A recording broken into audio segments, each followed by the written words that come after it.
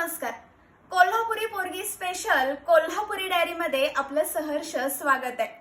आजच्या या कोल्हापुरी डायरी मध्ये आपण कोल्हापुरातल्या अशा एका ठिकाणाची माहिती घेणार आहे की त्या ठिकाणाची मुळात निशाणीच आजही तिथं पाहायला मिळत नाही, पण तरी देखील हे ठिकाण प्रत्येकाच्या ओठांवर अजूनही आहे.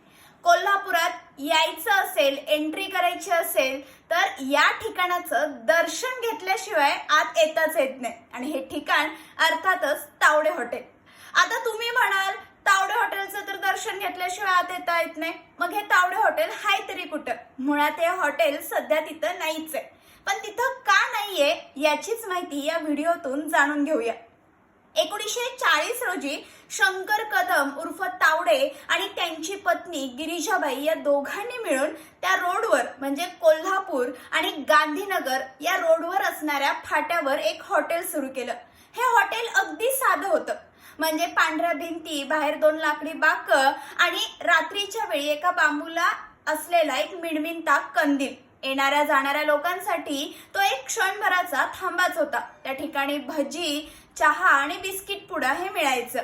अतिशय सुंदर चाललेलं हे हॉटेल. त्यानंतर त्यांची मुलं, मग त्यामध्ये केरबा, पांडुरंग, बाबासाहेब, निवृत्ती आणि त्यांची पोरगी हौसाबाई यांनी हे हॉटेल पुढे चालवलं.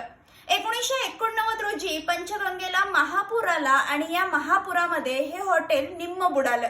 त्यानंतर शिरोली नाका ते गांधीनगर फाटा हा रोड चौपदरी झाला आणि यातच तावडे हॉटेलचा शेवट झाला. आज इथं हे तावडे हॉटेल पाहायलाच मिळत नाही. इथं कोणतीही त्या हॉटेलची निशाणी नाही की अस्तित्व सुद्धा नाही, पण तरी सुद्धा येणाऱ्या जाणाऱ्या लोकांना, ट्रक चालकांना, लक्झरीवाल्यांना, एसटी ड्रायव्हरांना, कोल्हापूरकरांना किंवा कोल्हापूरच्या बाहेरच्या लोकांना सुद्धा तावडे हॉटेल म्हटलं की कोल्हापूर हे आपोआप तोंडात येते. म्हणतात ना की मरावे परी कीर्तिरूपी उरावे, याचं तंतोतंत उदाहरण म्हणजे कोल्हापूरचं हे तावडे हॉटेल. या तावडे हॉटेलची माहिती तुम्हाला कशी वाटली कमेंट करून नक्की कळवा. धन्यवाद.